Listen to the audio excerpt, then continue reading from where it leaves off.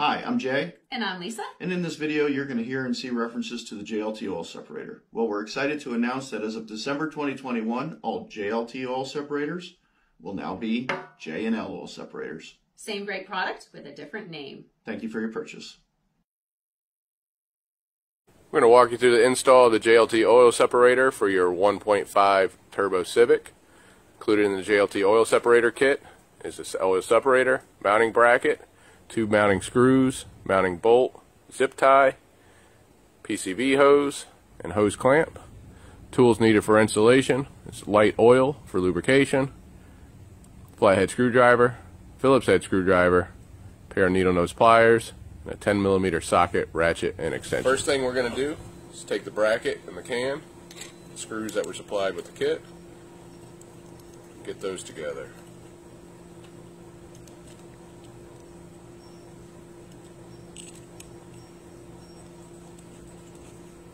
Take your Phillips head screwdriver, go ahead and tighten that up.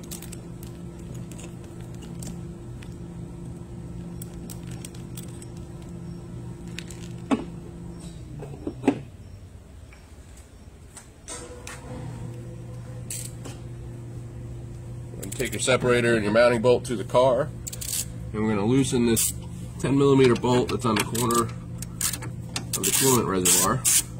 We're going to remove the bolt that comes with it. We recommend using the bolt that we supply, as it's a little longer to make up the difference for the thickness of the bracket. So go ahead and get that started.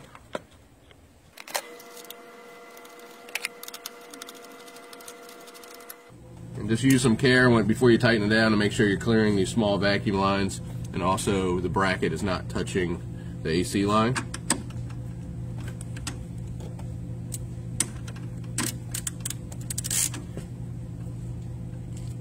Snug that up. Now this is the PCV line. This is running from the intake manifold to the PCV on the valve cover.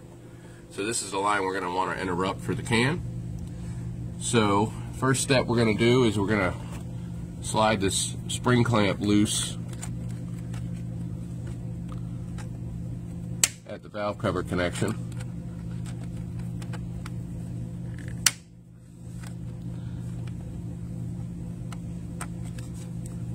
Slide that back. Now what you'll need to do is take your pliers and go around the hose, and you'll have to wiggle it to break the seal to work it off of the valve cover. Okay. Now we're going to reuse this hose. Now the natural bend of this hose is going to the driver's side fender, and we want it to go towards our catch can. So we're going to remove the clamp here at the manifold, so go ahead and grab your pliers and slide that clamp up. Now this is also going to be tight on here because it's going to be sealed to it. So you can take your pliers and work them back and get around it to wiggle it and break it free. Or you could also take a flathead screwdriver and work around between the edge of the manifold and the hose and just work it around slowly while keeping pressure on it to break it free and pull it off. So once you have it off, all you're going to do is flip it and reinstall it. All right, once you rotated that around, grab your oil, help for lubrication for sliding up this barbed fitting. You're going to push that up the oil separator. Take your spring clamp,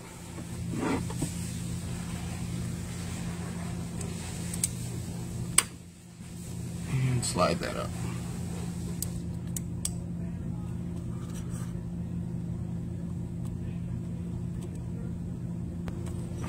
Next, grab the hose that we supplied, the hose clamp. Loosen that clamp up if you need to, but slide it over just the end of the hose. Grab your oil. Just a little drop in there. Q-tip works really well for this, or something that you may just have around the house. And you're going to push this onto the valve cover. And go ahead and tighten that up. You can use a flathead screwdriver. You can also use a 1/4 inch nut driver.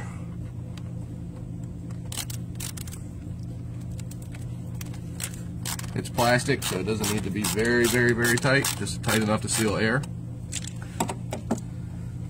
And you're going to route your hose, run it underneath this large vacuum line. Take your oil,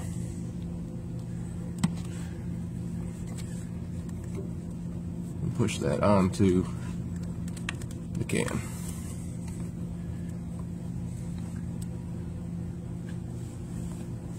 Want to go ahead and reinstall your spring clamp on the manifold hose, so just grab your pliers, work that back down to the barb, and release. Alright, and then the last step, the zip ties for this fuel line here. Now the hose kind of pushes against it and keeps it out of the way. This is fine, but you could take this and run your zip tie through this back bracket.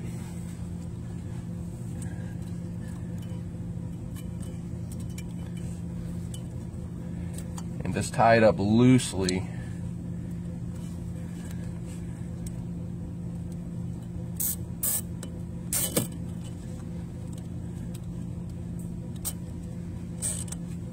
Just to keep that line off of one another. But again, they're just two rubber lines, they're not going to hurt anything. Trim off your zip tie.